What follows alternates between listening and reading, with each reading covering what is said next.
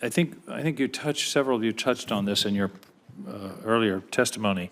What potential is there for mining recyclables? In other words, recycling, do the rare earths in a battery disappear in the chemical process, or are they there if we could develop a very strong recycling process around this problem? You're in the battery business. Tell me. Thank you, Senator. This is actually an area that NatBat has been actively working on for several years now. And it's an interesting dilemma. If you look at the vehicle life cycle, the average vehicle in the United States has about 11.5-year life cycle. So the first electric vehicles were actually launched in late 2009 or early 2010, which was the Chevrolet. I have a 2012. Perfect. So the Chevy Volt, the Nissan Leaf, and the Tesla Model, or the Tesla Roadster all were launched then. So they should be nearing their end of life now. So within NatBat, we've been working on trying to put together some industry information to figure out how do we handle these when these vehicles start coming back. But my basic question, the chemicals are still there. Chemicals are still there. So today the processing either involves a hydrometallurgical process or a pyrometallurgical process. There's actually new work going on by several organizations, even here in the U.S., to do what they're calling cathode to cathode or roll to roll recycling, by which they're able to take the active cathode materials through reprocessing and get them. So there is very quickly. some significant potential here. Oh, absolutely, absolutely. Let me ask a different question. I'm sorry to rush you. No. You don't know it, but we have numbers that go down from 5 minutes sitting here. As I understand the testimony, the principal environmental problem is maybe partially mining, but it seems to be processing and the waste from processing. Is there hope of additional or new technologies for processing that will minimize the environmental side effects so that we can move forward with that that here rather than places that have more lax environmental standards? Anybody want to touch that? Yeah, I'll take. Thank you, Senator. At least in our process, I think there are ways to do this, and I think it can be done very, very safely.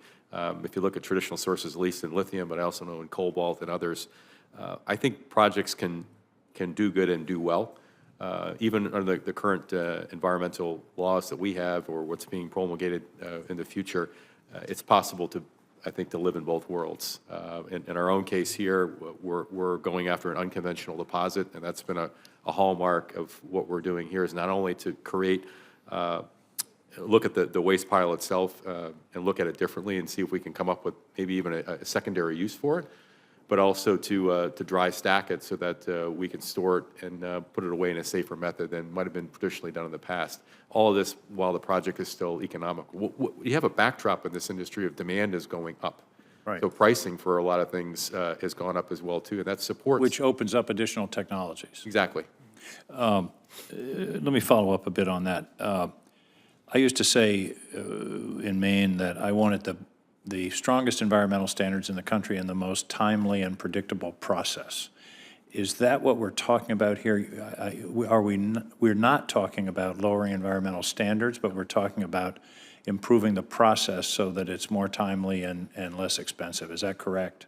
Yeah, yes, Senator. So timely and predictable. I mean, that's the difference in that you go next across the border to Canada or Australia. They still have strict environmental standards as well, but they accomplish what Senator Murkowski had said, it's 7 to 10 years to get approvals here in the United States. There's lots of mineral resources. In those countries, it's usually about 2 years because there's very strict process. Agencies work together, and they have to get back and close the process out where things can drag. Well, one of the things we did in Maine that was helpful, that might be useful, is one-stop shopping. In other words, you don't have to go serially to 5 agencies. You have Right. one lead agency, and everybody else works through that process, and that we found that to be very effective. I may have missed this because I was out for a few minutes.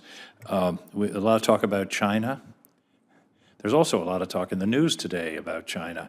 Are the tariffs and this trade unpleasantness going to affect this part of our strategic supply of these minerals that are many of which come from China? Are they included in any of the tariffs or anything? Anybody know?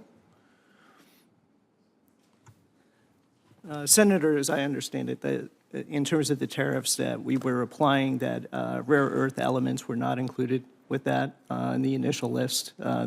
That was also, in addition to that, it was on pharmaceuticals, but rare earth elements, we were not putting tariffs on, was my understanding. But China, as part of their retaliation, could restrict the supply if they chose to take that financial hit. That's correct? I mean, that's the strategic danger, right? Whether it's in the context of a trade war or just national competition. You're nodding, that won't show in the record. Somebody has to say yes. The better term is yes, Senator, you're right. Yes, Senator, you're right. Thank you. And I do have an example of that. The Japanese had a territorial dispute on some islands between Japan and China. And I think it was a few years ago, 2010 maybe. The Chinese simply restricted the ability for the Japanese to get their rare earth supply, and the Japanese caved within something like 3 or 4 months. Because of the Japanese manufacture of these high-tech devices that needed that supply. That's correct, Senator. That's an object lesson to us, it seems to me. Oh, yes. Thank you. Thank you, Madam Chair.